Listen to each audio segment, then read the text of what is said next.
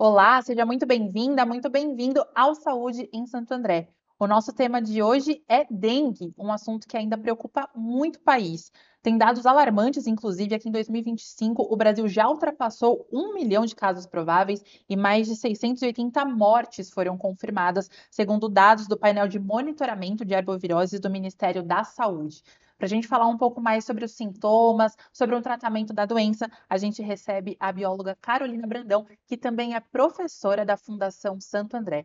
Professora, seja muito bem-vinda, é um prazer te receber aqui. Muito obrigada, Gabi. O prazer é meu em trazer aqui à tona essa discussão sobre a dengue tão importante, tão relevante para os dias atuais. E, professora, como eu falei aqui na abertura, a gente tem números bastante alarmantes, né? Só em 2025, o Brasil já ultrapassou 1 milhão de casos. É muita coisa. Por que a gente ainda tem números tão grandes na sua avaliação, com tantos programas de prevenção, educação nas escolas, né? De como fazer para não acumular água, esse tipo de coisa. Por que a senhora acha que tem números tão grandes ainda? Na verdade, Gabi, a dengue é uma arbovirose, né, desencadeada aí pelo Aedes aegypti, que é um pernilongo que carrega ali o vírus, que provavelmente picou alguém que já estava infectado com a doença e essa retransmissão continuou, né, continuando o ciclo de vida do pernilongo e do próprio vírus. O grande número que a gente tem de evidências, né, de notificações para a dengue no Brasil é referente às condições do ambiente que a gente proporciona. A dengue é uma doença típica das regiões tropicais e subtropicais. A mosquita da dengue, né, a grande vetora dessa doença, justamente que para completar a formação do embrião do seu ovo, ela precisa se alimentar do sangue, né, para completar esse ciclo de vida do pernilongo. Esse ovo sendo depositado, ele permanece lá de 5 a 10 dias, ou, dependendo das condições do ambiente, ele pode se proliferar em até 48 horas. Então, a grande quantidade que a gente tem, né, da arquitetura urbana, que pode promover o acúmulo de água, que pode desencadear fontes de proliferação, além de criadouros permanentes de dengue, é o ponto principal. Então, a gente precisa trabalhar em conjunto com a população, porque somente as medidas preventivas ou o que o sistema de saúde realiza, né, fica somente pontual. A população precisa criar essa consciência para desenvolver medidas mais proativas para combater essa fonte de criação. Para você ter ideia, folhas caídas que empoçam uma gotícula de água pode ser um Nossa. criadouro para o pernilongo, né? Então, qualquer evidência que a gente tenha, qualquer objeto que tenha um acúmulo de água, uma umidade, ela pode ser a fonte criadora para esse pernilongo continuar o seu ciclo de vida e assim continuar transmitindo a dengue. Essa explicação, professora, foi Meio que excelente e ela me abriu assim um leque também de dúvidas e curiosidades. No caso da transmissão, ela é feita só pela fêmea do Aedes Isso, aegypti? isso. A fêmea, né, a pernilonga, né, a mosquita que Aham. a gente fala é a transmissora principal, justamente que durante a sua copulação, para dar continuidade à formação do embrião e do ovo, ela precisa do sangue como nutriente para formar, na totalidade, né, essa estrutura. Já o mosquito, o macho, né, ele só vai se alimentar de seiva das plantas, substâncias açucaradas. A fêmea também utiliza esse recurso como alimento, né, para sua manutenção, para sua sobrevivência. Mas durante a sua fertilização, a disseminação dos seus filhotes, assim a gente pode dizer, ela precisa então sugar o sangue para completar a formação desse ovo. E assim ela deposita naquela lâmina d'água, né? O ovo fica ali, o ovo pode sobreviver até 450 dias. Ele é resistente à dissecação, por isso, a preocupação das autoridades em relação à população no combate desses pontos, desses criadouros fixos ou não que a gente tem, né? Justamente o centro urbano acaba tendo vários focos, né, que podem acumular pequenas porções de água e ser fonte de criadouro para esses pernilongos, para esses mosquitos do Aedes. Então, existe essa preocupação intensa, porque o ciclo de vida é muito rápido. Hoje se trabalha muito com a nebulização, a vigilância em saúde, vigilância ambiental dos municípios, tem feito, né, nebulização nos territórios, nos bairros, justamente em bairros e áreas em que a gente tem maior casos notificados da doença pelas unidades de saúde. No entanto, essa nebulização, que é você borrifar o veneno no território, ela acaba eliminando o mosquito adulto, assim como outros insetos. Mas o foco em si, que seria os criadouros, que tem lá as larvas, que vai ter todo o ciclo de vida acontecendo, isso acaba ficando ali e acaba se constituindo. Então, na verdade, a gente acaba matando 100, mas está nascendo mais 100 porque o ponto focal a gente não está eliminando.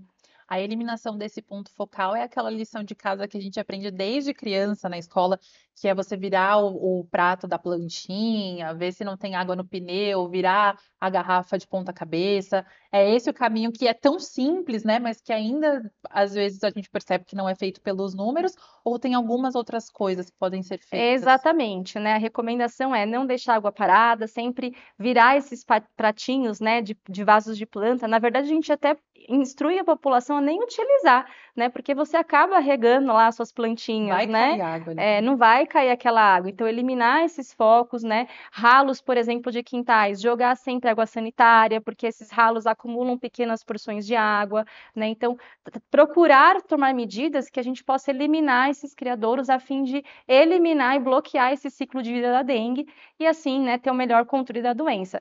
O que eu vejo é que é uma doença que sempre vai existir.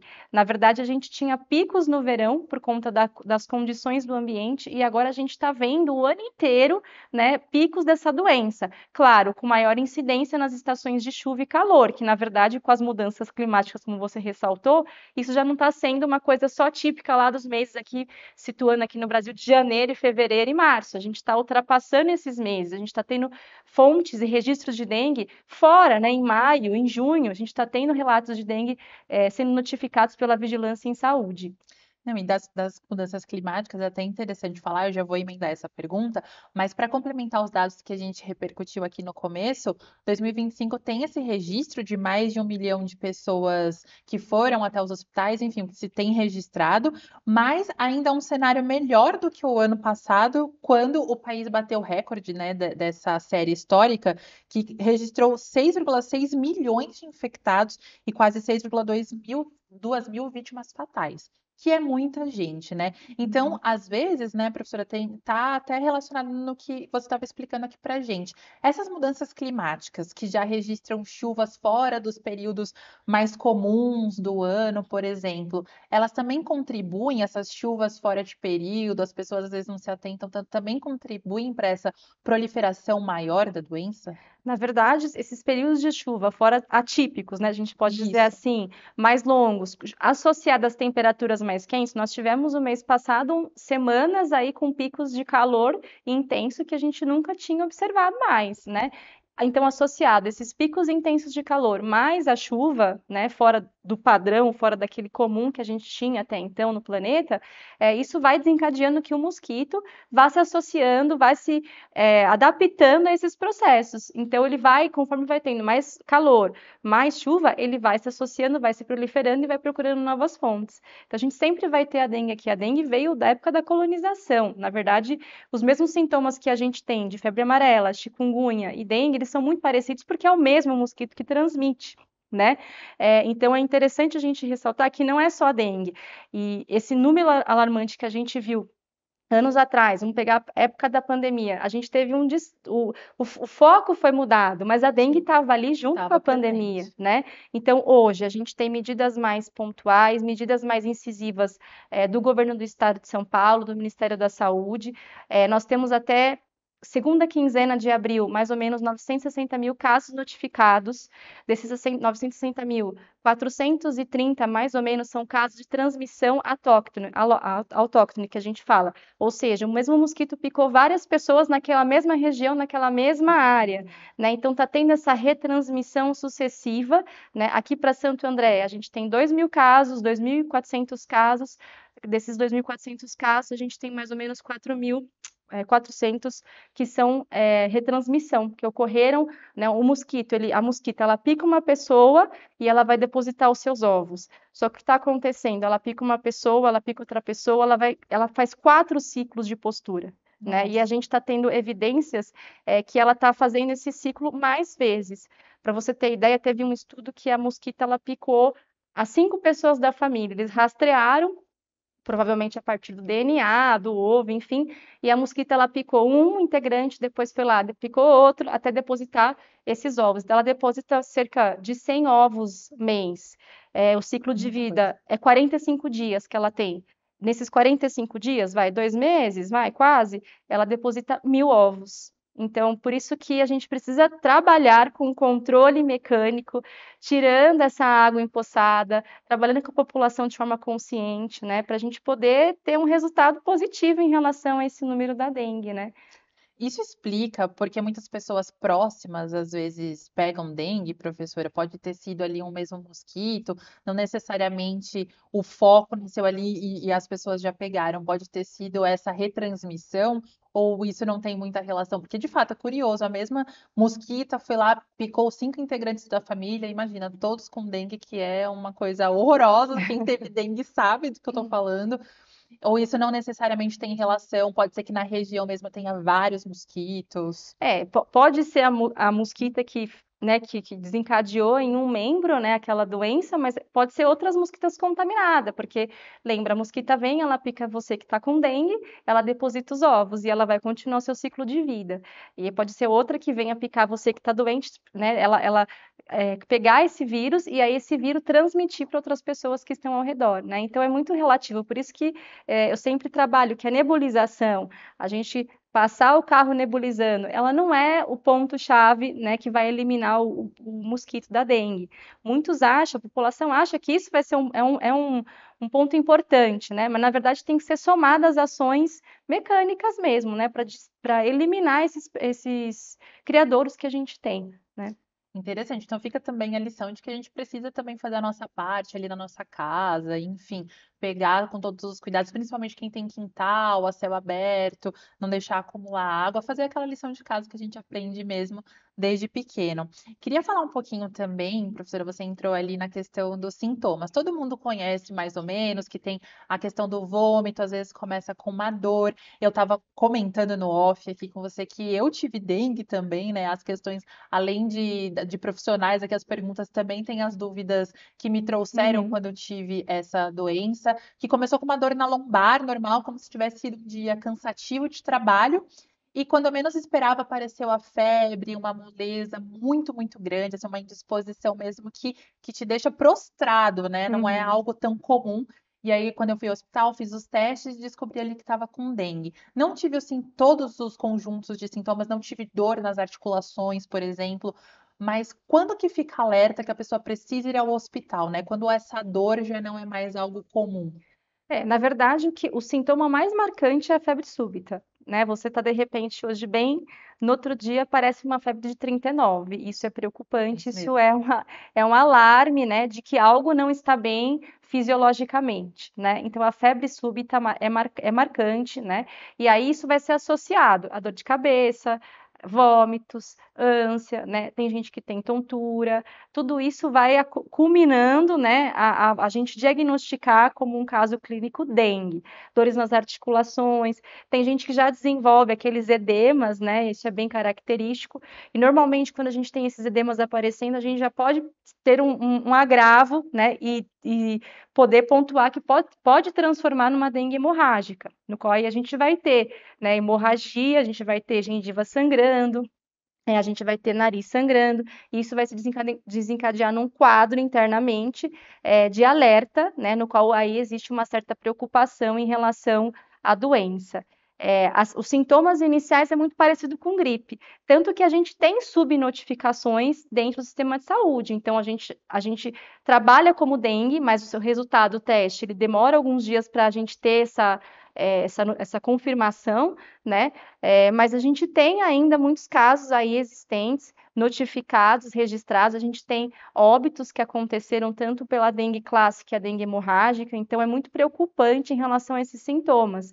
Então, a partir do momento que a gente vê uma febre mais alta, fora do comum, do nada, se acordou num dia, no outro dia já está com essa febre, você deve procurar um serviço de saúde, sim, né? E ajudar a gente no controle, né? Porque essas notificações ajudam a gente a trabalhar no território, porque aí vai existir uma investigação que vai além do centro de saúde, do serviço de saúde, ela vai territorial, né? Para a gente poder atuar, a gente, eu digo, população, o serviço de saúde atuar em conjunto para a melhoria ali da situação, né? Em relação à dengue clássica e hemorrágica, né? Quando eu fiz o acompanhamento ali ao longo dos 7 dias, os médicos diziam: se você sentir dor abdominal muito forte, corra a um hospital que pode ter se transformado, evoluído para uma dengue hemorrágica. É isso mesmo, professor? Sim. É o principal sintoma de quando tem essa transformação? Qual é o alerta para dengue hemorrágica? Na verdade, a gente tem assim a febre baixa, né? E aí começa a ter essas dores abdominais, dor de cabeça intensa, vômito, sangramento gengival e nasal. Né? Então, já quando a gente desenvolve esse quadro, você controlou a febre, e aí continua persistindo dores no corpo, articulações e edemas, né? Edema, você fica todo empolado, vermelhinho, parece muito sarampo, o pessoal brinca, rubéola.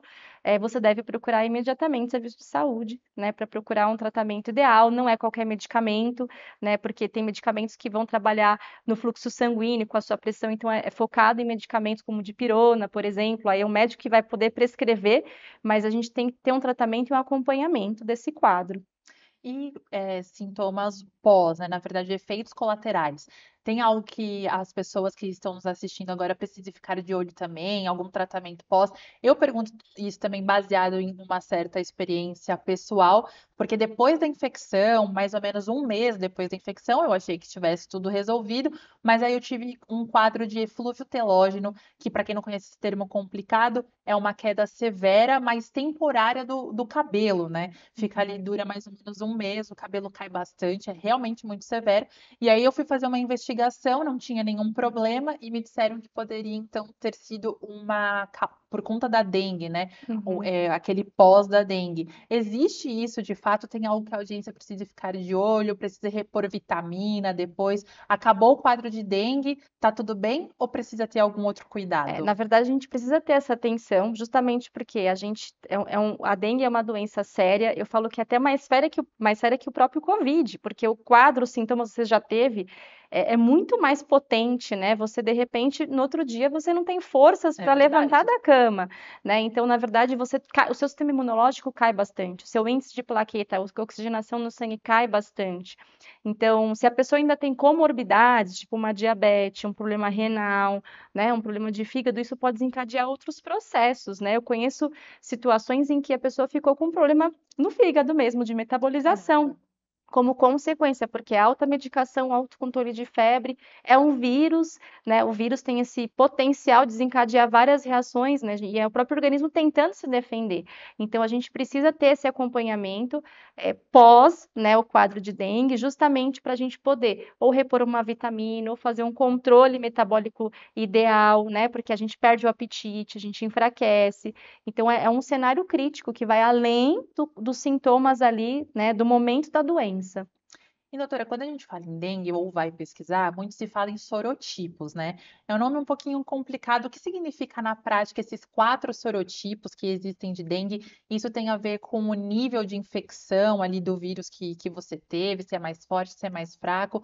O que significa isso na Na prática? verdade, vou tentar falar até numa linguagem mais assim Ótimo. simples, né? Justamente porque a gente entra bem a fundo, né, dessa questão biológica, né? O vírus é uma partícula de material genético e, na verdade, ele procura, vamos dizer assim, outras partículas para se misturar e se transformar num novo vírus. Então, conforme a gente vai adquirindo resistência a um sorotipo ou a uma classe, que é o vírus da dengue 1, dengue 2, 3 e 4, esse vírus vai criando a sua resistência. Então, o poder de infecção dele vai aumentando. Não significa que um seja mais forte que o outro, né? Mas vai aumentando. Então, assim, a vacina que a gente tem hoje é um vírus atenuado que atende os 4 subtipos. E, na verdade, os sintomas vão ser sempre semelhantes. A febre alta, a dor, só que ele vai criando essa resistência até uma hora esse vírus se estabilizar, né? Ele parar essas mutações que a gente chama e se estabilizar no ambiente. Então, o desencadeamento de sintomas é parecido nas 4 variações que a gente tem, como se fosse 4 tipos de dengue, né? Entendi. Fora aquilo que chega de fora do Brasil, né? Porque a gente tem esses vírus todos, não só a dengue, sendo, né? Percorrendo o ambiente, ultrapassando barreiras geográficas, né? Então, vai criando essas múltiplas variações. Dentro dessas variações do que o mosquito pode transmitir, muito se falava também da chikungunya, se falava do Zika vírus. Esse mesmo mosquito que transmite ou é alguma mutação, algo do tipo que causa essas outras doenças também? Na verdade, assim, é o mesmo mosquito, o Aedes aegypti. O vírus, ele é do mesmo grupo dos arbovírus, que é o da dengue, né? E aí, assim, estudos genéticos demonstram uma certa familiaridade, mas não seria o mesmo vírus, seria, vamos dizer assim, parentes. né, que vão desencadear essas outras doenças. A chikungunya está ligado, né, a má formação, que a gente sabe, a febre amarela tem outros sintomas, mas se você olhar o quadro sintomático, né, são muito semelhantes. Por isso que existe, às vezes, no subnotificação. Acha que é uma doença, é a outra, e, na verdade, é a dengue que está ali se expressando, né? E ainda falando de prevenção, professor, uma outra dúvida que me ocorreu e que muita gente vai atrás é sobre outros métodos individuais, né, de prevenção. Então, tem gente que recorre à vela ou a remédio, tem aquelas velas de citronelas. Isso, de certa forma, de fato, ajuda? Tem alguma comprovação científica do uso desse tipo de artifício? Ou realmente é o trabalho manual que a gente comentou no início do Uhum. programa? Na verdade, esses materiais, vamos assim dizer, né? Essas ações caseiras, elas acabam espantando, né? Há estudos que correlacionam, porque a citronela vem de uma erva, de um capim, né? No qual ela vai ter esses metabólitos que o odor vai espantar o inseto, vai espantar um animal. Na verdade, ele vai espantar, ele não vai Não resolve eliminar, o ele não vai problema, né? resolver o problema, né? Porque justamente o problema está nos criadouros. Enquanto a gente tiver criadouros existindo, e há indícios que a gente tem criadouros fixos, ou seja, sempre vai estar ali, vai sempre acumular água, pode ser até pela nossa obra arquitetônica urbânica, a gente vai ter essa doença existindo, né? E assim, a gente saiu desse meio natural que é onde a dengue, o mosquito morava, e agora o mosquito está entrando no meio urbano, é uma doença urbana, né, já. Então, é uma doença que a gente vai aprender a conviver. E quanto mais a gente trabalhar com essa reeducação, em conjunto com a população, em conjunto com o serviço de saúde, com o governo em si, a gente vai melhorar essa situação, esse cenário em todo o Brasil. E assim, falando em aprender a conviver com esse tipo de coisa, tratar certinho a doença, é muito importante a gente enfatizar que nesse programa que se chama Saúde em Santo André, então a gente está aqui falando de saúde, que é não se automedicar em nenhuma hipótese, principalmente no caso da dengue, que tem alguns medicamentos proibidos, né? Tem a questão de medicamentos como o AS ou outros medicamentos que são ali anti-inflamatórios, esses não podem de jeito nenhum, né, Sim, professora? É importante exatamente. não se automedicar. Nesse caso, não fica nenhuma orientação, melhor é ir ao médico e ele diz o que vai É ser ideal. recomendável, você teve algum sintoma, principalmente associado à febre alta, tanto que é a primeira pergunta que o médico vai fazer para você, né? Você está sentindo o quê? Você teve febre, né? A febre é um ponto crucial. E se ela surge de um dia para o outro, ele vai prescrever, ele vai tratar ali, né? O foco em si, que pode ser pode ser a dengue, pode ser a febre amarela ou outras doenças associadas que desencadeia a febre como um sintoma principal, né? Então procure um serviço de saúde, procure sua unidade de referência, né? Ou vai no teu convênio, no hospital de referência que você tem, procure se cuidar, né? E usar o medicamento correto, porque se a gente acaba usando de forma equivocada, a gente pode desencadear outros processos, né, metabólicos, né? Outros sintomas que vão, às vezes, além daquele pico da doença, né? Eu quero entrar no tópico também da vacinação, professora, que é algo que interessa a todos, muita gente pergunta, mas antes queria entender um pouquinho também, até para falando da idade que a vacinação abrange atualmente, sobre como a dengue age no corpo dependendo da idade. Eu digo isso porque a vacinação no momento é de crianças, né, e adolescentes, então essa é a faixa que tem de vacina disponível atualmente, mas e a justificativa do Ministério da Saúde é que registraram mais casos, né, Uhum. dessas crianças, casos mais graves, e para idosos, por exemplo, adultos acima de 50 anos, ainda não tem estudos que comprovem a eficácia da vacina, portanto, ainda também não entram nesse grupo de risco. Como a dengue age dependendo da idade, ou isso ainda não tem muita relevância, professora? Então, na verdade, assim, a vacinação acontece nessa faixa etária de crianças e adolescentes justamente pelo alto número de casos identificados, registrados em todo o Brasil, né? Não avançou para outras faixas etárias justamente porque os estudos precisam ser melhor aprofundados, porque lembra, é um vírus atenuado, né? Se a gente pegar uma idade de 60 anos ou mais, um idoso, ele tem outros, às vezes, problemas de saúde associados, ele está com o seu sistema imunológico mais frágil, então, a gente não sabe como esse vírus vai se comportar, né? Os sintomas que ele pode desencadear são os mesmos, mas se uma senhora de idade tenha bronquite, asma, imagine o quanto isso pode afetar. Então, toda a vacina, ela pode repercutir, dar uma reação. que é natural do organismo, é uma resposta biológica nossa em relação àquele vírus que está entrando no organismo. Isso cria imunidade para a gente. Então, por isso que acho que ainda não se expandiu. A intenção realmente é abranger toda a população como um todo, porque todos nós estamos suscetíveis a pegar dengue, Com né? É certeza. que a faixa etária principal, onde a gente tem maior número de casos diagnosticados, é crianças e adolescentes de 4 a 10 anos, que eles estão considerando mais ou menos, 4 a 15, né? 10 a Agora, 14 10 a anos. 14, então já está se expandindo, né? Então a tendência é que lá na frente a gente consiga ter mais estudos que comprovem eficiência em outras faixas etárias. Exatamente. E fica aqui também o alerta para essa questão do teste, vai ter que esperar a vacina, né? Todos esperamos, e para as crianças também ficarem de olho. Talvez a idade escolar, né? O fato da criança estar inserida nas escolas e de repente tá brincando a céu aberto ou algo do tipo, por mais que a escola seja cuidadosa, pode interferir também, né? A criança de repente está mais exposta, não está em lugares tão fechados. Pode ser que seja por esse motivo também, né, professora? Algo nesse caminho. Sim, pode ser que esse momento da criança de estar ao ar livre, né?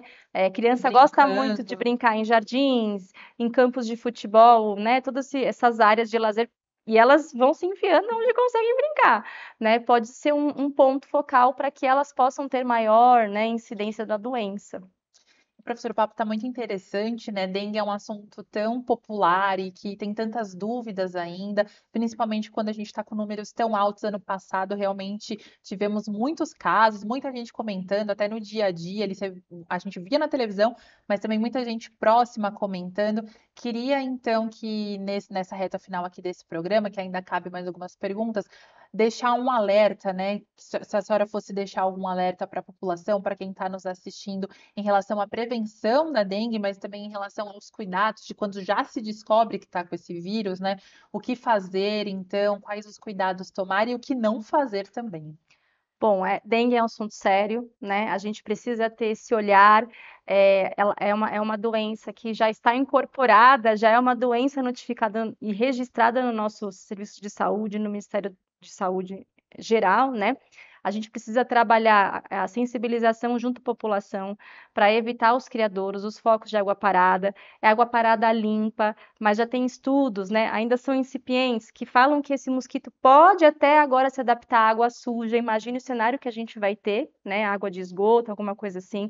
Então a gente precisa eliminar esses criadouros, conscientizar a população. As crianças é um ponto focal, né? Eles conseguem disseminar essa ideia, né? Então trabalhar junto a todo esse território que a gente tem, os bairros que a gente tem em Santo André, fora daqui, porque a mosquita, ela ultrapassa a barreira, né? Ela não vai respeitar o limite geográfico. Então é importante que a população tenha consciência que é um trabalho em parceria, né? Não é meu, não é da Gabi, não é do governo, da prefeitura, é um trabalho em conjunto que vai acabar construindo aí uma melhor maneira de atuar frente à dengue, frente aos criadouros, frente a combater esse mosquito, né? E com toda essa bagagem, professora, que você tem, que já estudou muito isso, né? Tá aqui mostrando para a gente vários caminhos e também vários dados preciosos para a gente saber como se prevenir da doença. Quais foram os principais mitos com os quais você já se deparou, por exemplo, que seria interessante desmistificar aqui no programa? Olha, muito se usa de produtos caseiros. A citronela é um que vai espantar, o café é outro, eu vou borrifar, eu vou hidratar lá, jogar água na minha plantinha com café. Na verdade, são mitos, né? Não há o que se Esse da borra de fazer. café é famoso, né?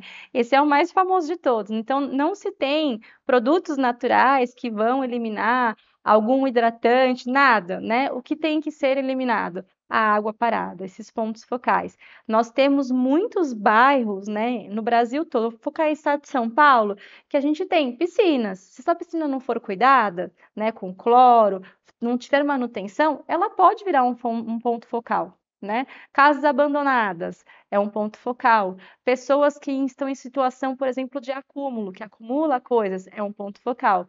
Porque, como eu te falei, qualquer recipiente que forneça uma gota de água já é um criadouro eficiente, ela vai depositar 100 ovos, né? Já é um criadouro potencial.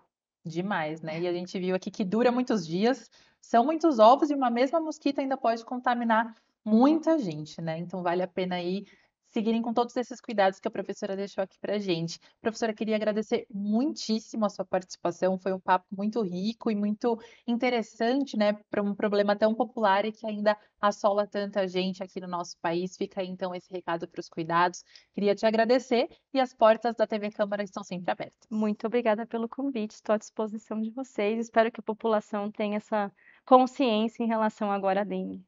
Ah, com certeza. A professora aqui já deu a contribuição dela e foi um papo realmente muito interessante.